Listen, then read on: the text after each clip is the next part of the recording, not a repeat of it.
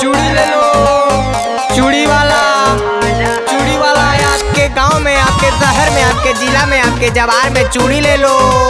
हरा नीला काला पीला चूड़ी सिला लो चाहे मालती, अच्छा है क्वालिटी चूड़ी वाला। चूड़ी ले लो। ए बहिनी केहू बा हो। दादी के जब से गइलू ससुरार हो, मिले खातिर दिल रहे बेकरार हो। तुमका अरे कहाँ बाड़ू हो। शादी के जब से गइलू ससुरार हो, दिल रहे मोरा बेकरार हो।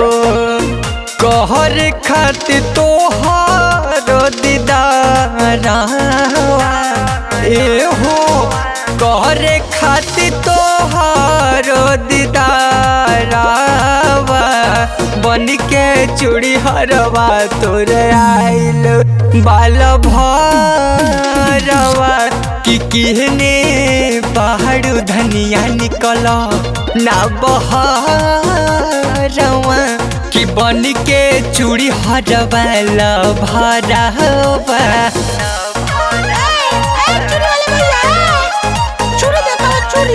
अरे का लेबू तू ल ना है लालका चूड़ी ले ला, पियरका देख ला, मेटल देख ला, मेटल। दुल्हनिया चूड़ी दिखाई, दुल्हन से राजा बनारसी।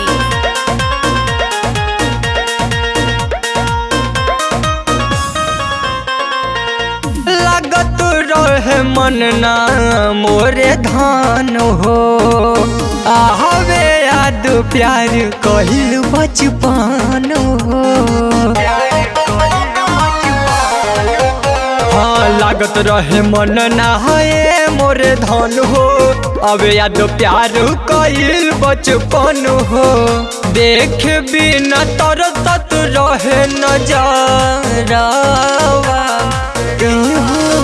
देख बिना तरसत रहे नजरवा, बन के चूड़ी हरवा तोरे आइल बाल भरवा।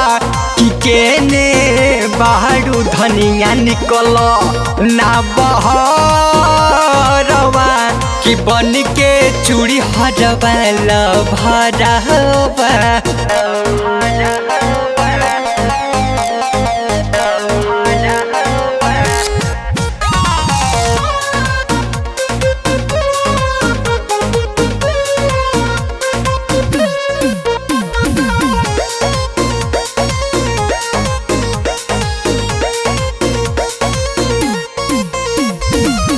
कितनो बड़ टिंकू राजा तोहार हो, अभियो बाड़ू पंकज राजन के प्यार हो।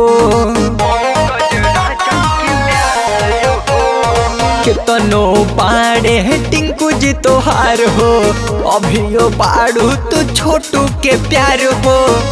हड़कत रहे हमारो हियारावा ए हो, धड़कत रहे हमारो हियारावा। कि बन के चूड़ी हरवा तोरे आइल बाला भरवा। कि एगो चुम्मा दे दजाए अपना घरवा, बन के चूड़ी हरवा हरवा। अरे जल्दी करा, सानी पानी के समय हो गइल बा हो।